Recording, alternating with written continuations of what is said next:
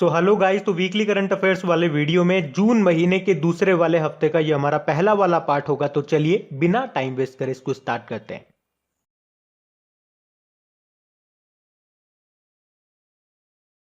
तो देखिए हमारा पहला प्रश्न क्या है कि किसने nature TTL photographer of the year 2021 का अवार्ड जीता है। तो आंसर होगा थॉमस विजयन ने। वैसे तो ये केरल से बिलोंग करते हैं थॉमस विजयन, जो अब कनाडा में जाकर के बस गए हैं, और इन्होंने एक पेड़ से चिपके एक औरंगुटान की तस्वीर के लिए साल 2021 नेचर टीटीएल फोटोग्राफी अवार्ड जीता है। और इनकी इस तस्वीर का जो टाइटल है वो है the world is going upside down, और इसमें इन्हें 1500 पाउंड यानी कि लगभग 1.5 लाख रुपए की पुरस्कार राशि मिली है। बाकी देखो, ऐश्वर्या श्रीधर की बात करेंगे तो wild life photographer of the year 2020 का खिताब जीतने वाली ये पहली भारतीय महिला बनी थी। और अगर बात करें ये 2021 का सम्मान किसको मिला था, ये मिला था रॉबर्ट इरविन को, जो कि ऑस्ट्रेलिया से हैं। और बुश फायर के लिए, ऑस्ट्रेलिया के जंगलों में जो आग लग गई थी उसकी जो तस्वीर थी उसके लिए इनको ये 2021 का सम्मान मिला था wild life photographer of the year. बाकी डेविड डायोप बड़ा इंपॉर्टेंट नाम है, अंतरराष्ट्रीय बुकर पुरस्कार 2021 से सम्मानित किया गया इन्हें इनके novel at night all blood is black के लिए। ये फ्रांस के हैं। बाकी doctor D Nageshwar Rudolf Schindler पुरस्कार जीतने वाले ये पहले भारतीय बने। कुछ और नाम मैंने आपको बताए थे, जैसे कि आपको याद होना चाहिए नुक्लू फॉर्म का नाम, व्हिटली अवार्ड 2021 इन्होंने जीता अमूर फॉल्कन के संरक्षण के लिए। ये नागालैंड के हैं और पहले भारतीय हैं ये पुरस्कार जीतने वाले। और ये जो व्हिटली पुरस्कार है इसे हम ग्रीन ऑस्कर भी कहते हैं। ये नाम मैं आपको हर बार बताता हूं क्योंकि ये नाम ही बहुत इंपॉर्टेंट है। मैं आपको बार बार बताऊंगा ताकि आपको ये नाम याद हो जाए। जैसे कि डॉक्टर ताहिरा कुतुबुद्दीन का नाम अरब वर्ल्ड नोबेल पुरस्कार जीतने वाली पहली भारतीय बनी है। और जैन गुडॉल का नाम टेम्पल्टन पुरस्कार 2021 इन्होंने जीता। बताइए अभी किस फिल्म को 67वें राष्ट्रीय फिल्म पुरस्कार 2021 में पर्यावरण संरक्षण में, या कह दीजिए पर्यावरण की श्रेणी में, कैटेगरी में सर्वश्रेष्ठ फिल्म राष्ट्रीय पुरस्कार मिला है। तो आंसर होगा वाटर ब्यूरियल को। तो अभी अरुणाचल प्रदेश की है ये वाटर ब्यूरियल, और इसको 67वें राष्ट्रीय फिल्म पुरस्कार 2021 में पर्यावरण संरक्षण पर सर्वश्रेष्ठ फिल्म राष्ट्रीय पुरस्कार मिला है। इसके निर्माता और निर्देशक हैं शांतनु सेन। और ये जो वाटर ब्यूरिल है ये मोनपा बोली में है। और ये जो मूवी है ये लोकप्रिय असमिया उपन्यास सबा कोटा मनूह से प्रेरित है, जो कि येशे दोरजी थोंगची ने लिखी है। बाकी देखो थप्पड़, ये नाम आपने सुना होगा, थप्पड़ मूवी 66 जो फिल्म फेयर अवार्ड थे उसमें बेस्ट फिल्म रही थी ये। और इसकी जो एक्ट्रेस हैं तापसी पन्नू, उनको बेस्ट एक्ट्रेस का अवार्ड भी मिला था इसके लिए। बाकी पुगलिया ये मराठी फिल्म है जिसे अभी मॉस्को में इंटरनेशनल फिल्म फेस्टिवल में सर्वश्रेष्ठ फॉरेन फीचर फिल्म का अवार्ड मिला था। अभी याद होगा 67वें नेशनल फिल्म अवार्ड्स में बेस्ट फीचर फिल्म रही थी छिछोरे। बेस्ट एक्टर थे मनोज बाजपेयी और धनुष, और बेस्ट एक्ट्रेस थी कौन, कंगना रनौत। वैसे अभी दादा साहब फाल्के अवार्ड किसे मिला था, रजनीकांत को मिला था। एक हैप्पी बर्थडे नाम की मूवी भी याद रखना। अभी न्यूयॉर्क फिल्म फेस्टिवल में शॉर्ट फिल्म का अवार्ड मिला था इसे, और इसी के लिए अनुपम खेर को बेस्ट एक्टर का अवार्ड भी मिला था। तो ये सारे पॉइंट ध्यान रखना। आप बढ़ते हैं आगे।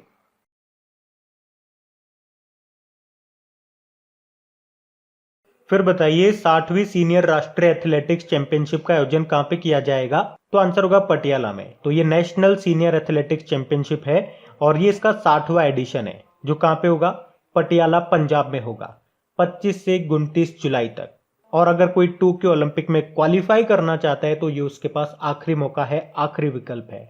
अच्छा अब चलो मुझे बताओ, खेलो इंडिया यूथ गेम्स जो इस साल होंगे आपके, जो इसका चौथा संस्करण होगा, कहां पे होगा। हरियाणा के पंचकुला में होगा ये नवंबर में। इससे पहले जो खेलो इंडिया यूथ गेम्स है, पहला संस्करण 2018 में दिल्ली में हुआ था, दूसरा संस्करण पुणे में हुआ, तीसरा वाला गुवाहाटी में, अब चौथा होगा पंचकुला में। बाकी अगर आपसे पूछा जाए खेलो इंडिया यूनिवर्सिटी गेम्स ये इस साल कहां पे होंगे, ये कर्नाटक में होंगे। पिछले साल ये उड़ीसा में हुए थे, उड़ीसा के भुवनेश्वर में। और अभी आपको याद होगा एशियन बॉक्सिंग चैंपियनशिप 2021 जो पहले दिल्ली में होने वाला था लेकिन बाद में ये दुबई में हुआ, और उसमें भारत ने 15 मेडल जीते थे जिसमें 2 गोल्ड थे, और इसी के साथ भारत तीसरे स्थान पर रहा था। फर्स्ट नंबर पे उज्बेकिस्तान था 18 मेडल के साथ। तो याद रखना 60वीं सीनियर राष्ट्रीय एथलेटिक्स चैंपियनशिप ये होगी पटियाला में। एथलेटिक्स से एक प्रश्न अगर मैं आपसे पूछूं, स्टैटिक प्रश्न, कि वर्ल्ड एथलेटिक्स का हेडक्वार्टर कहां पर है, तो मोनाको में है, जिसके प्रेसिडेंट हैं सेबेस्टियन कोई। और मैंने आपको अभी कहा अगर कोई टोक्यो ओलंपिक में क्वालिफाई करना चाहता है तो ये उसके पास आखिरी विकल्प है, आ जाओ आ जाओ आ जाओ। अच्छा, यहीं से कुछ क्वेश्चन भी आपके बन जाते हैं, जैसे कि फवाद मिर्जा का नाम, ये अभी पहले भारतीय घुड़सवार थे टोक्यो ओलंपिक में क्वालिफाई करने वाले। उसके अलावा नेत्रा कुमानन का नाम भी आप ध्यान रख सकते हो, टोक्यो ओलंपिक में क्वालिफाई करने वाली पहली नाविका हैं ये। भवानी सिंह, ये टोक्यो ओलंपिक में क्वालिफाई करने वाले पहले तलवारबाज हैं। और विनेश फोगाट, ये टोक्यो ओलंपिक में क्वालिफाई करने वाली पहली पहलवान बनी है। तो ये नाम भी आप ध्यान रखो भैया। बढ़ते आगे।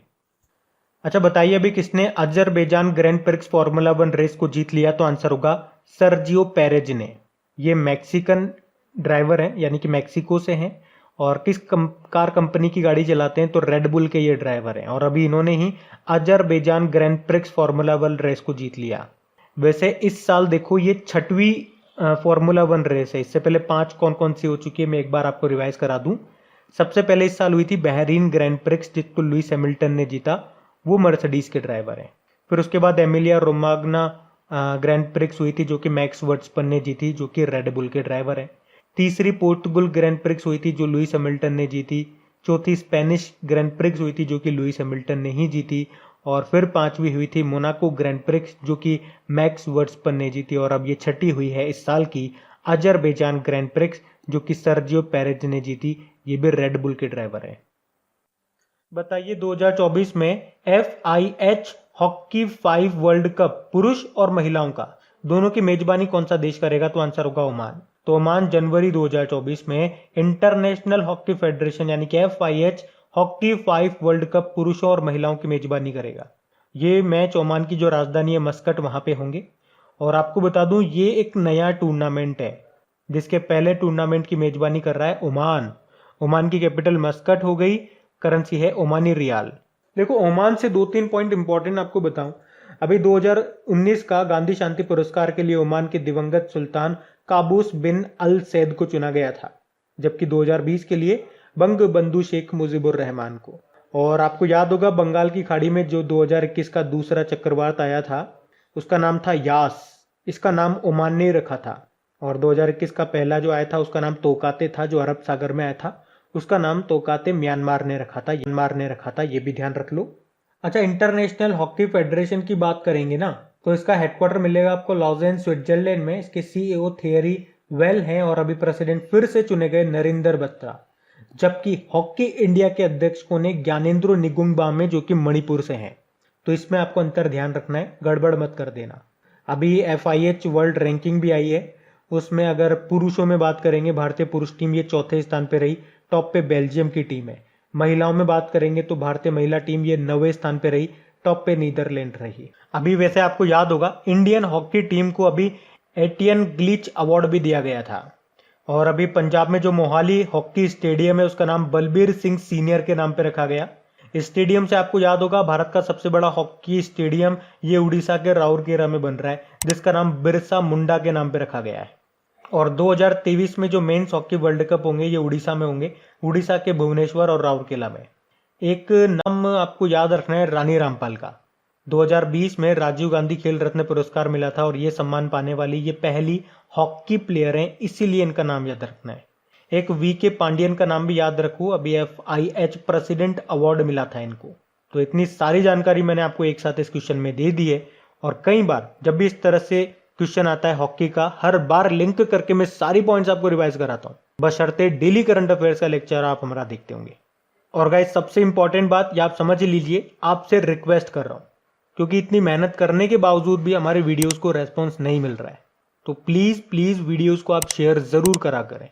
जो भी आपका स्टडी ग्रुप हो गया, जो भी आपके फ्रेंड सर्कल हो गए, व्हाट्सएप पे, फेसबुक पे या टेलीग्राम पे जो भी आप यूज करते हो, उन्हें आप इस वीडियो के लिंक को एक बार शेयर जरूर करा करें। ज्यादा कुछ नहीं, इतना कर सकते हैं। आपके ऐसा करने से हमारा मनोबल बढ़ेगा, और इसी तरह से इंपॉर्टेंट आपके लिए मटेरियल इकट्ठा करने में, मेहनत करने में हमें भी मजा आएगा। जब मेहनत करने में मजा आ जाए ना, तब है असली मजा। तो और वीडियो को अभी तक लाइक नहीं किया तो लाइक जरूर करना। अभी बढ़ते हैं आगे। अच्छा बताइए अभी हाल ही में किसने महिलाओं की 10,000 मीटर यानी कि 10 किलोमीटर दौड़ का नया रिकॉर्ड बनाया? तो आंसर होगा सिफान हसन ने। सिफान हसन ये नीदरलैंड की 28 साल की धाविका हैं, जिन्होंने अभी महिलाओं की 10,000 मीटर यानी कि 10 किलोमीटर की दौड़ में वर्ल्ड रिकॉर्ड बनाया है। उन्होंने मात्र 29 मिनट और 6 सेकंड का समय लेकर के दौड़ पूरी की और ये वर्ल्ड रिकॉर्ड बनाया। इन्होंने इथोपिया के अलमाज अयान का रिकॉर्ड तोड़ा है। हिमा दास आप जानते हो, ये असम की हैं, जिन्हें डींग एक्सप्रेस बोलते हैं, असम की धाविका हैं ये। अभी असम सरकार ने इन्हें DYSP पद पर भी नियुक्त किया था। और दूती चंद ये उड़ीसा की धाविका है। और आपको याद होगा छत्तीसगढ़ सरकार ने इन्हें ही वीरानी पुरस्कार से सम्मानित किया था। देखो सिफान हसन ये नीदरलैंड से, एक तो ये याद रखना है। और नीदरलैंड से एक नाम आपको याद होगा मारिके लुकास रिजने वर्ल्ड का, जिन्हें 2020 में अंतरराष्ट्रीय बुकर पुरस्कार मिला था उनके उपन्यास द डिस्कम्फर्ट ऑफ इवनिंग के लिए। तो चलो कमेंट बॉक्स में फटाफट टाइप करके बताओ 2021 का ये जो अंतरराष्ट्रीय बुकर पुरस्कार किसे मिला और उनके उपन्यास का नाम क्या है और वो किस देश के हैं, फटाफट टाइप करके बताओ। वैसे आपको याद होगा उत्तराखंड में नीदरलैंड के सहयोग से ही हिम तेंदुआ संरक्षण केंद्र बनाया गया है। और हैग नीदरलैंड में आपको मिलेगा इंटरनेशनल कोर्ट का हेडक्वार्टर। फिर बताइए हाल ही में किस फुटबॉल खिलाड़ी ने गोल करने में लियोनेल मेसी का रिकॉर्ड तोड़ दिया? तो आंसर होगा सुनील छेत्री ने। तो भारतीय फुटबॉलर हैं ये सुनील छेत्री और अभी इन्होंने 74 इंटरनेशनल गोल करके लियोनेल मेसी का रिकॉर्ड तोड़ दिया। लियोनेल मेसी के इंटरनेशनली 72 गोल है और क्रिस्टियानो रोनाल्डो के कितने? 103 हैं। और याद रखना इसी के साथ सुनील छेत्री सर्वाधिक गोल करने वालों की सूची में 11वें स्थान पे आ गए। वैसे फुटबॉल से आपको याद होगा अभी बाइचिंग भूटिया के नाम पर फुटबॉल स्टेडियम भी बनाया जा रहा है नामची सिक्किम में। और फीफा वर्ल्ड कप 2022 में कहाँ पे होंगे? कतर दोहा में होंगे। एग्जाम में कई बार यहाँ से एक ट्रॉफी पूछी जाती है, संतोष ट्रॉफी। इसका संबंध किस खेल से है? तो याद रखना ये आप फुटबॉल से है।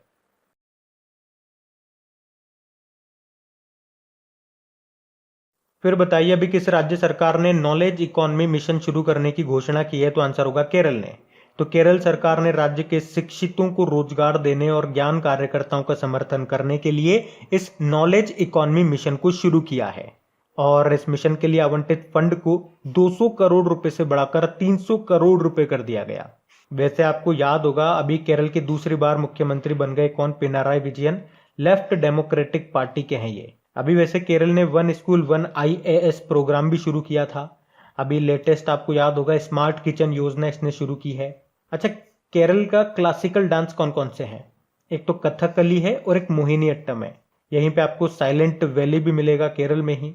उसके अलावा लिटरेसी के मामले में बात कर ली जाए या सेक्स रेशो लिंगानुपात के मामले में नंबर 1 है आपका केरल। पेरियार एलिफेंट रिजर्व आपको केरल में ही मिलेगा। और अभी जो लेटेस्ट नीति आयोग ने सस्टेनेबल डेवलपमेंट गोल इंडेक्स जारी किया था उसमें केरल ही तो था। और अभी वर्ल्ड वाइड जो सस्टेनेबल डेवलपमेंट गोल सतत विकास लक्ष्यों की सूची आई थी उसमें भारत 117 नंबर पे था और उसमें टॉप पे स्वीडन था। बाकी राजस्थान अभी मुख्यमंत्री अनुप्रति कोचिंग योजना को इसने शुरू किया। राजस्थान में चिरंजीवी योजना भी चलती है, सभी को स्वास्थ्य बीमा देने की योजनाएं। ये घर घर औषधि योजना भी यहीं पे शुरू हुई है। अभी आपको याद होगा कोरोना मुक्त ग्राम प्रतियोगिता शुरू हुई थी कहाँ पे? महाराष्ट्र में। और उड़ान योजना भी शुरू हुई है पंजाब में। अच्छा, पंजाब का 23वां जिला अभी कौन सा बनाया नया? मलेरकोटला। अच्छा बताइए अभी किस राज्य ने कोविड-19 टीकों की खुराक लेने के लिए गुलाबी बूथ शुरू किए हैं? तो आंसर होगा उत्तर प्रदेश ने। तो अभी उत्तर प्रदेश सरकार ने राज्य में महिलाओं को कोरोना वायरस के टीके की एक खुराक लेने के लिए प्रोत्साहित करने के लिए विशेष गुलाबी बूथ शुरू करने का निर्णय लिया। और देखो गुलाबी से आपको लिंक करके कुछ याद आना चाहिए। अभी पूर्वोत्तर सीमांत रेलवे ने महिलाओं को बेहतर सुरक्षा और मदद देने के लिए पिंक कलर के पिंक कोचेज शुरू किए थे। किसने? नॉर्थ फ्रंटियर रेलवे जोन ने। अभी उत्तर प्रदेश ने ही कुछ समय पहले पिंक AC बसेस को भी शुरू किया था CCTV कैमरे के साथ महिलाओं की सुरक्षा के लिए। उसी तरह से कर्नाटक ने पिंक सारथी नाम से वाहन भी लॉन्च किए थे महिला यात्रियों को सुरक्षा देने के लिए। वैसे पिंक सिटी किसको कहते हैं? राजस्थान की कैपिटल जयपुर को, जिसको अभी वर्ल्ड हेरिटेज साइट का दर्जा भी मिला था। और अभी जो लोनार लेक है, लोनार जो झील है, वो पिंक कलर में तब्दील हो गई थी। ये है कहां पर? वैसे महाराष्ट्र में है। वैसे अभी उत्तर प्रदेश की कैपिटल आपको मिलेगी लखनऊ में, जो कि निर्वाचन क्षेत्र है हमारे रक्षा मंत्री राजनाथ सिंह का। यहाँ के मुख्यमंत्री कौन है? योगी आदित्यनाथ। आनंदीबेन पटेल यहाँ की गवर्नर है। अभी केरल ने स्मार्ट किचन योजना को शुरू किया था। मध्य प्रदेश ने अंकुर योजना को शुरू किया था और कर्नाटक ने आकांक्षा पोर्टल शुरू किए थे, ये याद रखना। बताइए अभी किस यूनियन टेरिटरी ने जहां वोट वहां वैक्सीनेशन अभियान को शुरू किया, तो आंसर होगा दिल्ली। तो अभी दिल्ली सरकार ने 45 वर्ष से ज्यादा उम्र के सभी लोगों को टीकाकरण करने के उद्देश्य से जहां वोट वहां वैक्सीनेशन नाम से एक अभियान शुरू किया। मतलब जिन लोगों की उम्र 45 वर्ष से ज्यादा है तो उन्हें वहीं पे वैक्सीनेशन लगाया जाएगा जहां पे उन्होंने वोट दिए थे। चलिए बताइए पहला प्लाज्मा बैंक ये कहां पे खोला गया था? दिल्ली में। और मुझे आप बताओ अभी ऑक्सीजन ऑन व्हील्स पहल ये कहां पे शुरू हुई थी? हरियाणा के करनाल में। बाकी अंकुर योजना ये मध्य प्रदेश की योजना है। चिरंजीवी योजना ये राजस्थान ने शुरू की है। घर घर औषधि योजना भी राजस्थान की है। महतारी दुलार योजना ये छत्तीसगढ़ की है। मिशन हौसला योजना ये उत्तराखंड पुलिस ने शुरू की है, तो ये भी ध्यान रखना। फिर बताइए अभी किस राज्य सरकार ने प्राण वायु देवता पेंशन योजना को शुरू किया, तो आंसर होगा हरियाणा ने। एक्चुअली में अभी हरियाणा सरकार ने 4 महत्वपूर्ण योजनाओं को शुरू किया है। चारों में आपको बताता हूं और समझाता हूं क्या है। एक तो ये हो गई प्राण वायु देवता पेंशन योजना। इसमें क्या होगा कि जिन वृक्षों की उम्र 75 ईयर से ज्यादा की हो चुकी है तो उनके रख रखाव के लिए, उनकी देखभाल के लिए 2500 रुपए की पेंशन दी जाएगी। उसके अलावा दूसरी है करनाल के ऑक्सीवन। इसमें करनाल में जो मुगल नहर है उसके आसपास की जो वन विभाग की जमीन है ना, उस पर फॉरेस्ट यानी कि जंगल बनाया जाएगा। तीसरी है पंचकुला में ऑक्सीवन, यहाँ पे पंचकुला में फॉरेस्ट बनाए जाएंगे। चौथी है हरियाणा में पंचवटी वृक्षारोपण, तो मतलब हरियाणा के जो गांव है वहां पे पंचवटी नाम से पौधारोपण किया जाएगा। तो यह है 4 योजनाएं जो अभी हरियाणा ने शुरू की है, जिसमें सबसे इंपॉर्टेंट यह है प्राण वायु देवता पेंशन योजना। आपको याद है इस साल जो खेलो इंडिया यूथ गेम्स का 4था संस्करण होगा नवंबर में, वो हरियाणा के पंचकुला में होगा। और इस साल जो खेलो इंडिया यूनिवर्सिटी गेम्स का दूसरा संस्करण होगा वो कर्नाटक में होगा। चलिए बताइए नेशनल डेयरी रिसर्च इंस्टीट्यूट कहां पर है, तो करनाल में है। हरियाणा में आपको दमदमा झील भी मिलेगी। यहाँ पे आपको कालेश्वर और सुल्तानपुर नेशनल पार्क भी मिल जाएगा। देखो यहाँ के मुख्यमंत्री कौन है? मनोहर लाल खट्टर है और गवर्नर है सत्यदेव नारायण आर्य। अच्छा बताइए हाल ही में हिमाचल प्रदेश सरकार ये किसे रोकने के लिए एंटी हेल गन्स स्थापित करने जा रही है, तो आंसर होगा ओलावृष्टि को। तो अभी हिमाचल प्रदेश के राज्य बागवानी मंत्रालय ने घोषणा की है कि सरकार ओलावृष्टि के कारण फसलों को होने वाले नुकसान का सामना करने वाले बागबानों की मदद के लिए स्वदेशी रूप से विकसित एंटी हेल गन के उपयोग का परीक्षण करेगी। एंटी हेल गन ये एक मशीन है जो बादलों में ओलों के विकास को बाधित करने के लिए शॉक वेव्स उत्पन्न करती है। देखो इसकी 2 कैपिटल है, शिमला इसकी समर कैपिटल है, धर्मशाला इसकी विंटर कैपिटल है। मुख्यमंत्री हैं जयराम ठाकुर और गवर्नर है बंडारू दत्तात्रेय।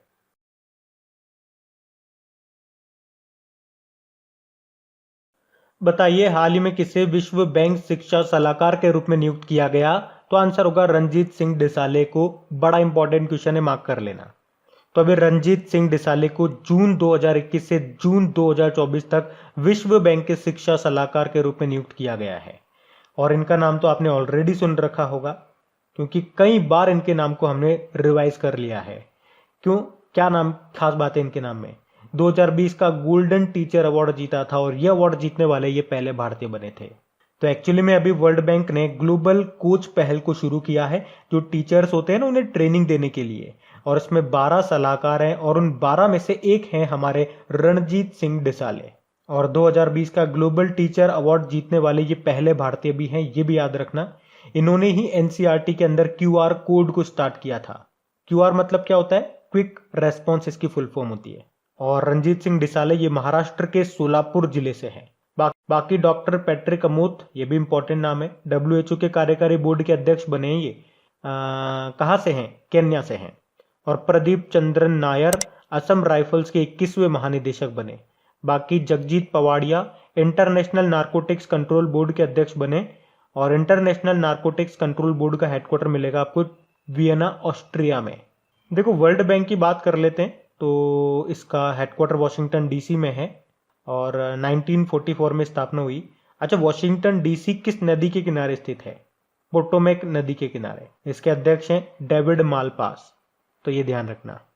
बताइए किसे यूनाइटेड नेशन जनरल असेंबली के अध्यक्ष के रूप में चुना गया है, तो आंसर होगा अब्दुल्ला शाहिद को। और ये कौन है? याद रखना, मालदीव के विदेश मंत्री हैं ये अब्दुल्ला शाहिद। तो अभी यूनाइटेड नेशन जनरल असेंबली के 76वें सत्र यानी कि 76th सेशन के अध्यक्ष के रूप में इनको चुना गया है। और ये किनका स्थान लेंगे? ये टर्की के वोल्कन बोजकिर का स्थान लेंगे, जो संयुक्त राष्ट्र संघ के 75वें सत्र के लिए यूनाइटेड नेशन जनरल असेंबली के अध्यक्ष थे। आपको याद होगा जो भारत है ये 8वीं बार यूनाइटेड नेशन सिक्योरिटी काउंसिल का अस्थायी सदस्य बना है 2 सालों के लिए।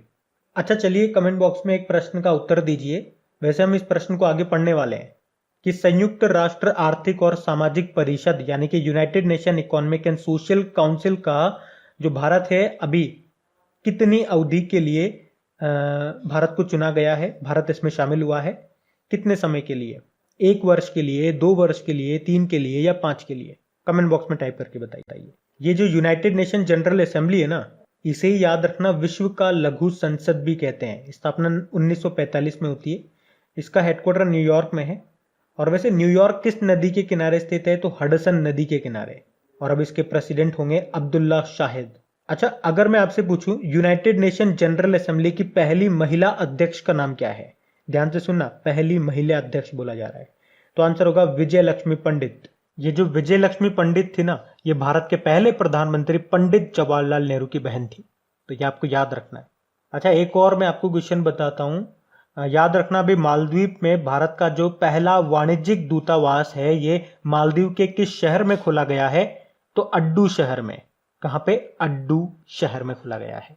बाकी रणजीत सिंह डिसाले वैसे तो 2020 में ग्लोबल टीचर पुरस्कार जीतने वाले ये पहले भारतीय थे, लेकिन अभी विश्व बैंक के शिक्षा सलाहकार ये बन गए हैं। डॉक्टर पैट्रिक अमोथ WHO के कार्यकारी बोर्ड के अध्यक्ष बने, ये केन्या से हैं। और अरुण कुमार मिश्रा अभी राष्ट्रीय मानवाधिकार आयोग नेशनल ह्यूमन राइट कमीशन के नए चेयरमैन बन गए।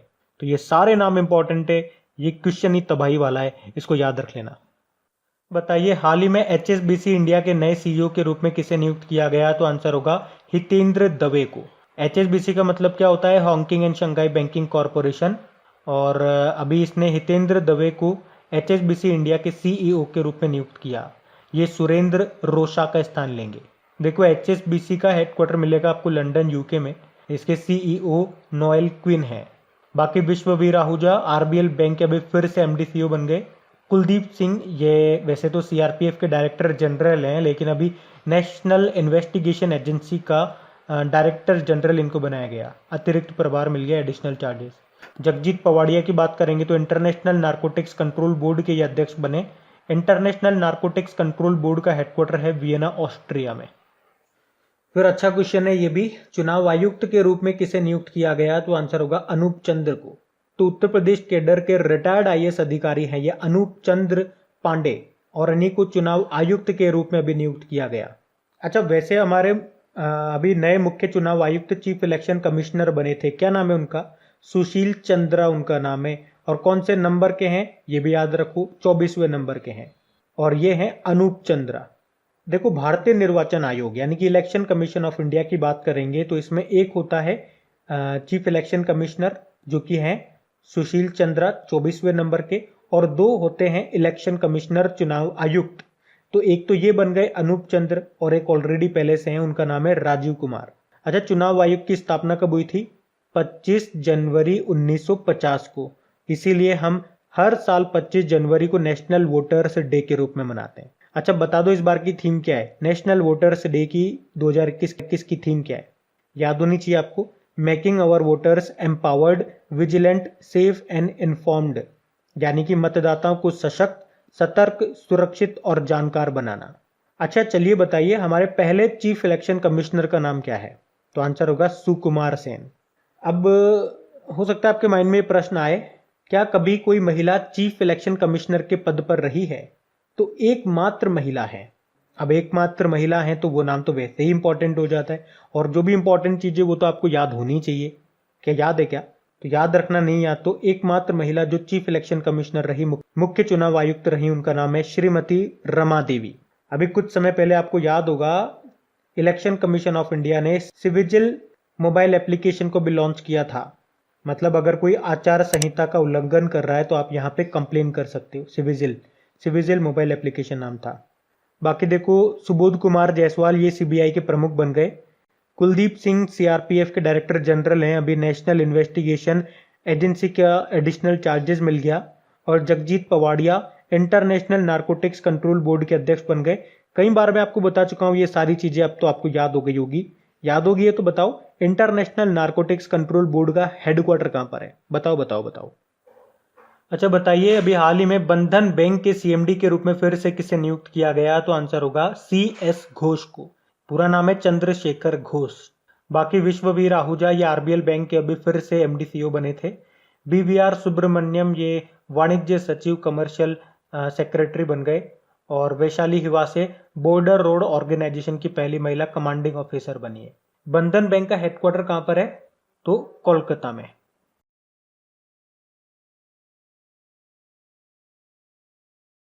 अच्छा बताइए, हाल ही में जारी स्कूली शिक्षा में परफॉर्मेंस ग्रेडिंग इंडेक्स में कौन सा राज्य टॉप पे रहा? तो आंसर होगा पंजाब।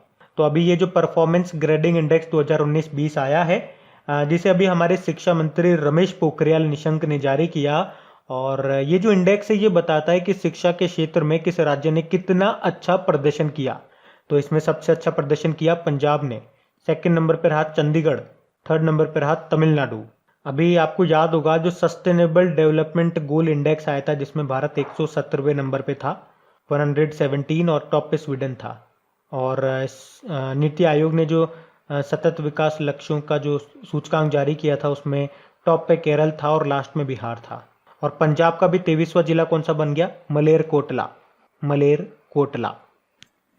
बताइए, हाल ही में जारी यूरो मॉनिटर इंटरनेशनल की भारत खुदरा रैंकिंग में टॉप पे कौन रहा? वॉलमार्ट। तो वॉलमार्ट जो भारत में e commerce market place Flipkart है उसका मालिक है। और 2020 के लिए यूरो मॉनिटर इंटरनेशनल की भारत खुदरा रैंकिंग में ये टॉप पे रहा। सेकंड पे अमेजन है। अच्छा, अमेजन के भी नए सीईओ कौन बन गए थे? Andy Jassy. वॉलमार्ट की बात करेंगे, इसकी स्थापना 1962 में हुई, यूएसए में इसका हेडक्वार्टर है और इसके सीईओ डॉग मैकमिलन है।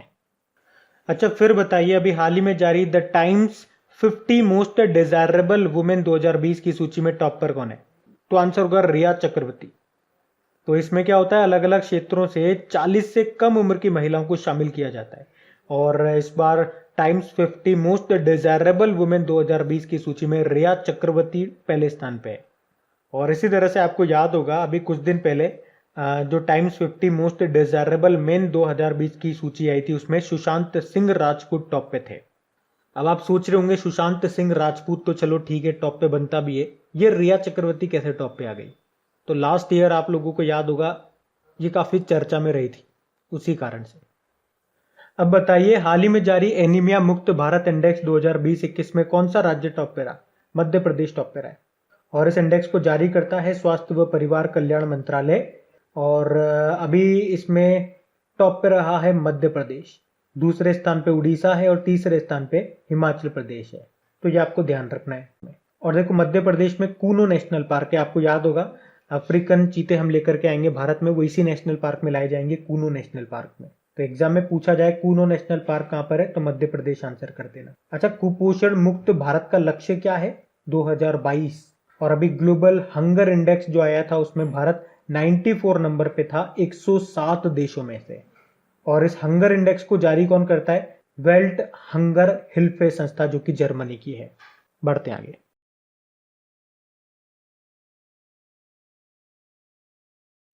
फिर बताइए, अभी हाल ही में विश्व महासागर दिवस यानी कि वर्ल्ड ओशियन डे कब मनाया गया? तो आंसर होगा 8 जून को।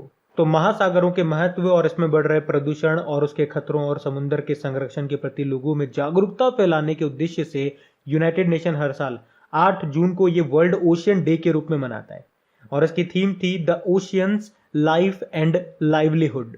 वैसे 8 जून को वर्ल्ड ब्रेन ट्यूमर डे भी मनाया जाता है। अब देखो एक इंपॉर्टेंट क्वेश्चन यहां से आपको लिंक करा के याद कराता हूं। ये हमने पढ़ा वर्ल्ड ओशियन डे, विश्व महासागर दिवस इसको बोलते हैं, 8 जून को ये मनाया जाता है। इसके अलावा आप पढ़ोगे एक वर्ल्ड मैरीटाइम डे भी होता है, हिंदी में बोलेंगे तो विश्व समुद्री दिवस। बताओ वो कब होता है? और डेली अगर आप लोग हमारे करंट अफेयर्स का रिवीजन वाला वीडियो देखते होंगे तो वहां पे ये चीज मैं आपको पॉइंट करके बताता हूं कई बार। रिवीजन वाले वीडियो की यही खास बात है कि जो इंपॉर्टेंट पॉइंट्स होते हैं बार बार रिपीट होते हैं, तो आपको एक न एक दिन तो वो याद ही हो जाते हैं। तो याद रखना, वर्ल्ड मैरीटाइम डे ये सितंबर के लास्ट थर्सडे को मनाया जाता है। जो हमने 2020 में तो 24 सितंबर को मनाया था और अब 2021 में हम मनाएंगे 30 सितंबर को, जबकि एक नेशनल मैरीटाइम डे भी होता है, राष्ट्रीय समुद्री दिवस। वो 5 अप्रैल को मनाया जाता है। तो ये आपको ध्यान रखना है। फिर बताइए विश्व प्रत्यायन दिवस वर्ल्ड एक्रेडिटेशन डे कब मनाया गया? तो आंसर होगा 9 जून को। तो व्यापार और अर्थव्यवस्था में मान्यता की भूमिका को उजागर करने और बढ़ावा देने के लिए हर साल 9 जून को विश्व प्रत्यायन दिवस मनाया जाता है। इसकी थीम क्या है? Accreditation supporting the implementation of the sustainable development goals.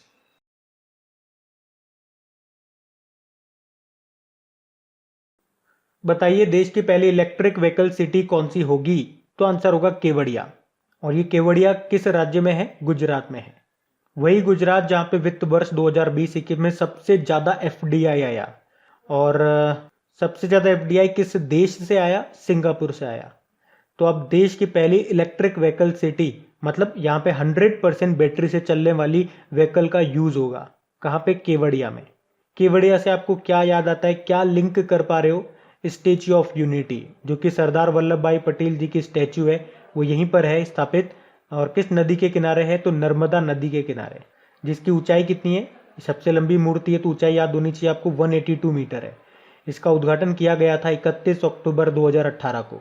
और आपको याद होगा 31 अक्टूबर 2019 को लद्दाख और जम्मू कश्मीर यूनियन टेरिटरी का दर्जा मिला था उन्हें। 31 अक्टूबर को क्या होता है? इनका जन्मदिन होता है सरदार पटेल जी का, जिस दिन हम नेशनल यूनिटी डे, राष्ट्रीय एकता दिवस के रूप में मनाते हैं। और एग्जाम में इसके वास्तुकार का नाम भी पूछ लिया जा चुका है, तो नाम याद रखना। क्या नाम है? राम सुतार है। वैसे सरदार वल्लभ भाई पटेल जी से 2-3 प्रश्न आपको हमेशा याद होने चाहिए, जो एग्जाम में अक्सर रिपीट होते ही रहते हैं।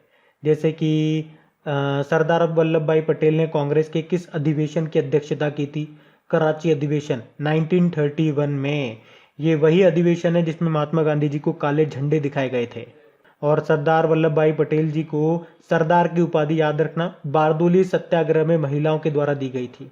तो ये तो हो गया स्टेच्यू ऑफ यूनिटी। आपको याद होगा नवंबर 2020 की बात है, स्टेच्यू ऑफ पीस का भी उद्घाटन किया था नरेंद्र मोदी ने, प्रधानमंत्री नरेंद्र मोदी ने। कहाँ पे?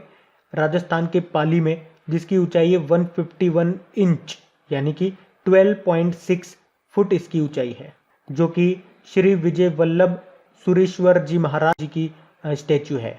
और ये अष्ट धातुओं से, यानी कि 8 तरह के मेटल से बनी है। तो याद रखना, देश की पहली इलेक्ट्रिक व्हीकल सिटी ये कौन सी होगी? केवड़िया, जो कि गुजरात में है। अच्छा, सबसे अधिक तटीय सीमा वाला राज्य कौन सा है? तो वो भी गुजरात ही है। और पूरे विश्व में अगर आपसे पूछा जाए कि सबसे ज्यादा तटीय सीमा, कोस्टल जो बाउंड्री है, वो किस देश की है? तो कनाडा आंसर हो जाएगा, है ना। बढ़ते आगे। बताइए अभी हाल ही में वेयान गांव, ये सभी वयस्क आबादी का टीकाकरण करने वाला भारत का पहला गांव बन गया। ये किस राज्य या यूनियन टेरिटरी में है? ये आता है जम्मू कश्मीर में। तो जम्मू कश्मीर के बांदीपोर जिले में है ये वेयान गांव।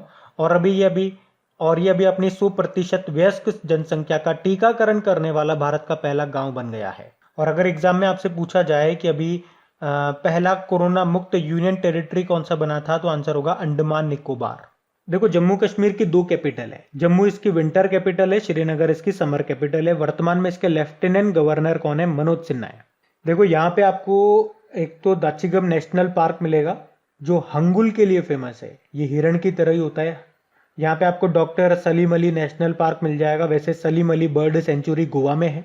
यहीं पे आपको भारत की सबसे बड़ी ताजे पानी की झील मिलेगी, उसका नाम है Wular lake. Kishtwar national park यहाँ पे है। दचिगम नेशनल पार्क यहाँ पर है। और अभी जम्मू कश्मीर के किस प्रोडक्ट को जीआई टैग मिला था? एक तो कश्मीरी केसर को और एक गुच्छी मशरूम को। बढ़ते हैं आगे।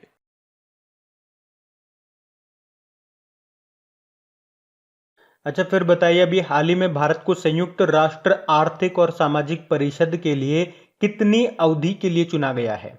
तो आंसर होगा 2022 से लेके 2024 तक के लिए। तो संयुक्त राष्ट्र आर्थिक और सामाजिक परिषद, यानी कि United nation economic and social council, जिसकी स्थापना होती है 1945 में। और जिसके टोटल मेंबर कितने हैं? 54 है, 54 है। जिसका हेडक्वार्टर मिलेगा आपको न्यूयॉर्क में। और इसमें जो मेंबर का कार्यकाल होता है ना, वो 3 सालों का होता है। तो अब भारत भी इसमें शामिल हो चुका है। और भारत का कार्यकाल रहेगा 2022, 2023 और 2024 का। अच्छा, बाकी अगर यूनाइटेड नेशन की हम लोग बात करते हैं, तो यूनाइटेड नेशन की स्थापना कब होती है? 24 अक्टूबर 1945 को इसी कारण से हम 24 अक्टूबर को यूनाइटेड नेशन डे के रूप में मनाते हैं। इसका हेडक्वार्टर आपको मिलेगा न्यूयॉर्क में और इसके सेक्रेटरी जनरल कौन है? एंटोनियो गुतेरेस है। इसमें टोटल मेंबर कंट्रीज है 193 और 193rd कौन सी है? तो साउथ सुडान है।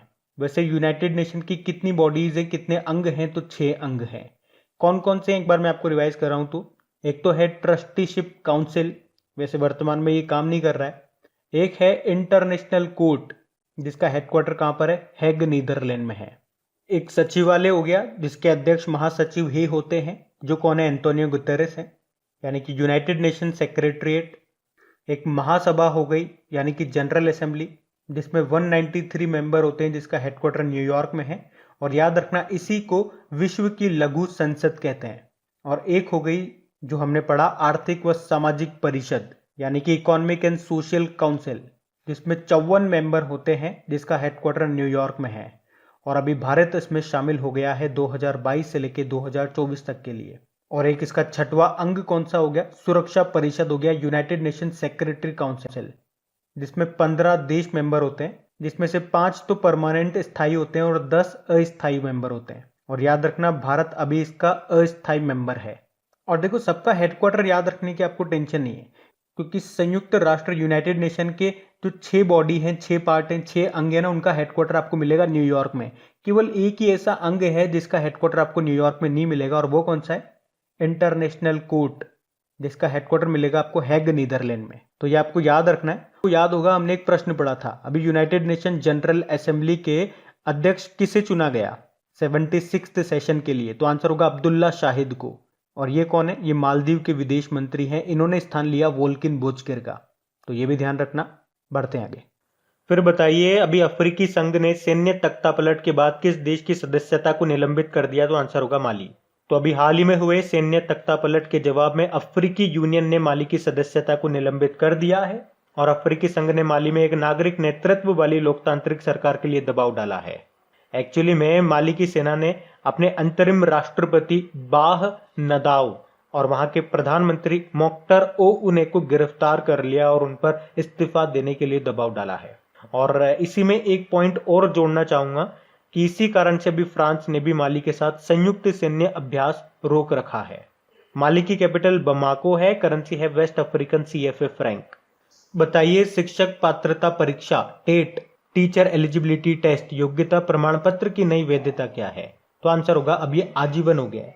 तो अभी केंद्रीय शिक्षा मंत्री जो है रमेश पोखरियाल निशंक, उन्होंने अभी घोषणा की है शिक्षक पात्रता परीक्षा योग्यता प्रमाण पत्र वैधता अवधि को वर्तमान में 7 साल से बढ़ाकर आजीवन किया जाएगा।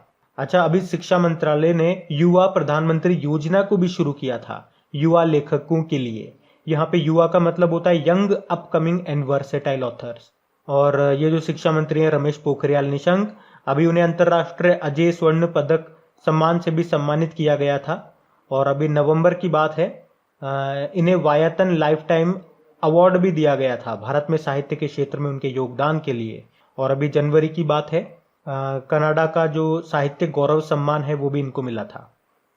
अच्छा बताइए, हाल ही में भारतीय नौसेना का हाइड्रोग्राफिक सर्वेक्षण जहाज जिसका नाम है INS संध्याक, ये कहां से सेवा मुक्त यानी कि डीकमीशन किया गया? तो आंसर होगा विशाखापत्तनम। तो भारतीय नौसेना का स्वदेशी रूप से डिजाइन और निर्मित हाइड्रोग्राफिक सर्वेक्षण जहाज है ये INS संध्याक, जिसको भी विशाखापत्तनम से डीकमीशन कर दिया गया। इसे 1981 में सेना में शामिल किया गया था। तो अब आप देख लो 40 सालों के बाद ये रिटायर्ड हो गया, इसे सेवा मुक्त कर दिया गया। ये एक हाइड्रोग्राफिक सर्वेक्षण पोत था, मतलब प्रायद्वीपीय भारत में स्थित जो जल है उसका सर्वेक्षण करने का इसका काम था। अभी आपको याद भी होगा ICGS सजग, जो कि एक अपतटीय गश्ती पोत ऑफशोर पेट्रोल वेसल था, उसे सेना में शामिल किया गया था। उसे गोवा शिपयार्ड ने बनाया था। अभी हमने पढ़ा था नौसेना का पहला डेस्ट्रॉयर विध्वंसक था INS राजपूत, राज करेगा राजपूत, उसे भी अभी डीकमीशन कर दिया गया। और आयरिस खर्ग के बारे में भी हम लोगों ने पढ़ा था। ये एक युद्धपोत था, किस देश का? ईरान का, जो आग लगने के कारण अभी ओमान की खाड़ी में डूब गया था, है ना, ये भी ध्यान रखना। फिर बताइए, CBSE ने पाठ्यक्रम में कोडिंग और डेटा विज्ञान विषय शुरू करने के लिए किसके साथ समझौता किया? तो आंसर होगा माइक्रोसॉफ्ट के साथ। तो अभी CBSE ने 2021-22 के सेशन में क्लास 6 से लेकर 8 तक के छात्रों के लिए कोडिंग और कक्षा 8 से लेकर 12वीं तक के लिए डेटा साइंस को एक नए सब्जेक्ट के रूप में शुरू करने के लिए अभी माइक्रोसॉफ्ट के साथ समझौता किया है। सीबीएसई से आपको क्या याद आता है? अभी छात्रों का तनाव दूर करने के लिए उन्हें परामर्श देने के लिए दोस्त फॉर लाइफ एप्लीकेशन को भी इसने लॉन्च किया था। और इसी तरह से आपको याद होगा, पिछले साल की बात है, सीबीएसई ने 11वीं और 12वीं कक्षा में आर्टिफिशियल इंटेलिजेंस को सब्जेक्ट के रूप में जोड़ने के लिए आईबीएम के साथ समझौता किया था। और सीबीएसई के अध्यक्ष कौन है वर्तमान में? मनोज आहूजा हैं। और माइक्रोसॉफ्ट की बात करेंगे तो इसका हेडक्वार्टर वॉशिंगटन यूएसए में है। फाउंडर इसके बिल गेट्स और पॉल एलन है और सीईओ सत्या नडेला है। बाकी टीसीएस के सीईओ कौन है? राजेश गोपीनाथन है। इसका हेडक्वार्टर मिलेगा आपको मुंबई में। और अगर आपको याद हो कि मार्केट कैपिटलाइजेशन, बाजार पूंजीकरण के हिसाब से भारत की टॉप 3 आईटी कंपनीज कौन सी है, तो पहला स्थान टीसीएस का ही आता है। सेकंड नंबर पे इन्फोसिस आती है जिसके सीईओ सलिल पारिक है। और तीसरे नंबर पे आती है विप्रो जिसके सीईओ थियरी डेलापोर्ट है। और इन्फोसिस और विप्रो दोनों का हेडक्वार्टर बेंगलुरु में है, ये भी ध्यान रखो। फिर बताइए, अभी रायमोना ये किस राज्य का 6वां राष्ट्रीय उद्यान नेशनल पार्क बन गया? तो आंसर होगा असम का। तो पश्चिमी असम के कोकराझार जिले के जो रायमोना पार्क है अभी उसे राष्ट्रीय उद्यान का दर्जा मिल चुका है। तो इस तरह से अब असम का ये 6वां नेशनल पार्क बन गया है। बाकी 5 इसके पास ऑलरेडी नेशनल पार्क हैं। कौन कौन से? काजीरंगा नेशनल पार्क, मानस नेशनल पार्क, और ये दोनों यूनेस्को की वर्ल्ड हेरिटेज साइट में भी शामिल है। उसके अलावा Nameri national park, Orang national park और डिब्रू शिखोवा नेशनल पार्क, और अब 6ठा बन गया रायमोना नेशनल पार्क। और ये जो रायमोना नेशनल पार्क है ये गोल्डन लंगूर के लिए फेमस है जिसको द प्राइड ऑफ बोडोलैंड भी कहते हैं। चलिए कमेंट बॉक्स में टाइप करके बताइए। वैसे अगर डेली करंट अफेयर्स आप लोग पढ़ते होंगे तो हम लोग चर्चा कर चुके हैं कि असम का अभी 7वां नेशनल पार्क भी बन गया है। कौन सा बन गया? तो कमेंट बॉक्स में अभी फटाफट से टाइप करके बताओ। देखो 2-3 पॉइंट आपको और बताऊंगा। याद रखना, भारत का पहला या सबसे पुराना नेशनल पार्क कौन सा है? तो जिम कॉर्बेट नेशनल पार्क जो उत्तराखंड में आपको मिलेगा, जिसे पहले हेली नेशनल पार्क के नाम से जाना जाता था। भारत का सबसे बड़ा नेशनल पार्क पूछा जाएगा क्षेत्रफल एरिया की दृष्टि से तो हेमिस नेशनल पार्क है जो लद्दाख में आपको मिलेगा। ये हाई एल्टीट्यूड वाला नेशनल पार्क भी है, यानी कि ऊंचाई पे। और सबसे छोटा नेशनल पार्क बोलेंगे तो साउथ बटन नेशनल पार्क है जो कि अंडमान निकोबार में है। और अगर पूछा जाए कि अक्सर किस नदी को असम का शोक कहा जाता है? ब्रह्मपुत्र को। असम की कैपिटल दिसपुर है। मुख्यमंत्री है कौन? नए बन गए हिमंत बिस्वा शर्मा। गवर्नर है जगदीश मुखी। अच्छा, असम की एक धाविका भी है जिन्हें डींग एक्सप्रेस के नाम से जाना जाता है। चलो क्या नाम है उनका बताइए। मैं ऑप्शन देता हूं आपको, आपके लिए आसान हो जाएगा। हिमा दास या दूती चंद, कौन है वो? फिर बताइए, अभी हाल ही में किस हवाई अड्डे ने नेट एनर्जी न्यूट्रल स्टेटस को प्राप्त किया है? तो आंसर होगा केम्पेगौड़ा अंतरराष्ट्रीय हवाई अड्डा। तो बेंगलुरु इंटरनेशनल एयरपोर्ट को ही हम केम्पेगौड़ा इंटरनेशनल एयरपोर्ट कहते हैं। और इसने सतत लक्ष्यों यानी कि सस्टेनेबल गोल्स के हिस्से के रूप में वित्त वर्ष 2020-21 में नेट एनर्जी न्यूट्रल स्टेटस को प्राप्त कर लिया है। एक्चुअली में बेंगलुरु इंटरनेशनल एयरपोर्ट ने वित्त वर्ष 2020-21 में लगभग 22 लाख यूनिट ऊर्जा बचाने में ये सक्षम रहा है, जो एक महीने के लिए लगभग 9,000 घरों को बिजली देने के लिए पर्याप्त है। और इतनी ऊर्जा इसने बचाई कैसे? तो इसने जगह जगह सोलर प्लांट लगाए, खाली एरिया में, अपनी छतों में। इस तरह से जहाँ खाली जगह थी वहाँ पे विंड पावर लगा दी है, सोलर पावर लगा दिए। तो इस तरह से। वैसे अभी इसने भारत का पहला समर्पित एक्सप्रेस कार्गो टर्मिनल खोलने की भी घोषणा की थी और वॉइस ऑफ कस्टमर का अवार्ड भी इसे मिला था। बाकी पुदुचेरी एयरपोर्ट की बात करेंगे तो एयरपोर्ट अथॉरिटी ऑफ इंडिया का ये पहला 100% सौर ऊर्जा से चलने वाला पहला एयरपोर्ट बना। वैसे कोची इंटरनेशनल एयरपोर्ट ये सौर ऊर्जा से चलने वाला विश्व का पहला एयरपोर्ट है। और इंदिरा गांधी इंटरनेशनल एयरपोर्ट जो कि दिल्ली में आपको मिलेगा, कोरोना टेस्ट की सुविधा देने वाला भारत का पहला एयरपोर्ट है ये। फिर बताइए, कौन सा देश औपचारिक रूप से ओपन स्काई ट्रीटी से बाहर हो गया? तो आंसर होगा रशिया।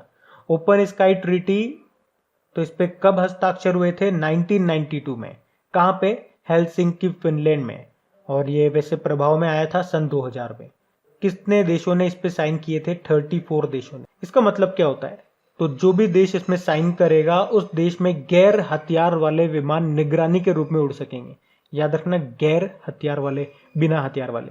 और वैसे आपको याद होगा सन 2020 में यूएसए इससे बाहर हो गया और अब रशिया के जो प्रधानमंत्री हैं व्लादिमीर पुतिन, उन्होंने औपचारिक रूप से ओपन स्काई ट्रीटी से बाहर होने के कानून पर हस्ताक्षर कर दिए फाइनली।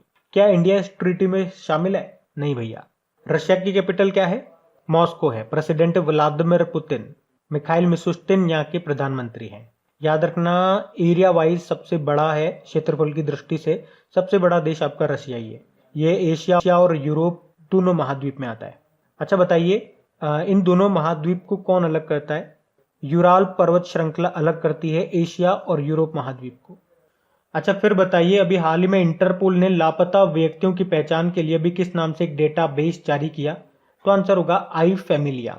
तो अभी इंटरपोल ने पारिवारिक डीएनए के माध्यम से लापता व्यक्तियों की पहचान करने और सदस्य देशों में उदासीन मामलों को सुलझाने में पुलिस की मदद करने के लिए आई फैमिलिया नाम से एक नया वैश्विक डेटाबेस लॉन्च किया है। तो ये पारिवारिक डीएनए के माध्यम से लापता लोगों की पहचान करता है, ये वैश्विक डेटाबेस है और ये पुलिस को सदस्य देशों में मामलों को सुलझाने में मदद करेगा। अभी आपको याद होगा इंटरपोल से कि इसने आईडी आर्ट एप्लीकेशन को लॉन्च किया था चोरी की गई सांस्कृतिक संपत्ति की पहचान के लिए, तो ये भी ध्यान रखना। इंटरपोल मतलब होता है international criminal police organisation, headquarter Lyon France में है, अध्यक्ष हैं किम जोंग यांग और इसका आदर्श वाक्य है connecting police for a safer world. तो गाइज ये था हमारा आज का सेशन जिसमें हमने जून के सेकंड वाले वीक का फर्स्ट वाला पार्ट कंप्लीट कर लिया है। फिर से याद दिला दूं, अगर लाइक नहीं करा तो इसे लाइक जरूर करना और इसे शेयर जरूर करना। शेयर करना मत भूला करो, आप लोग शेयर करना भूल जाते हो क्योंकि आप खुद ही देख रहे हो वीडियोस नहीं चल पा रहे हैं, रिस्पॉन्स नहीं मिल पा रहा है। तो प्लीज अगर आप लोग चाहते हो इसी ऊर्जा के साथ, इसी मेहनत के साथ कंटिन्यू आपको वीडियो मिलते रहे टाइम टू टाइम, तो प्लीज सपोर्ट जरूर दिखाएं अपना। मैं अगर 10 कदम बढ़ा रहा हूं आपके लिए तो आप कम से कम 1 कदम तो जरूर बढ़ाएं। तो इतनी सी इंसानियत, इतनी सी मदद जरूर दिखाएं प्लीज। Thank you.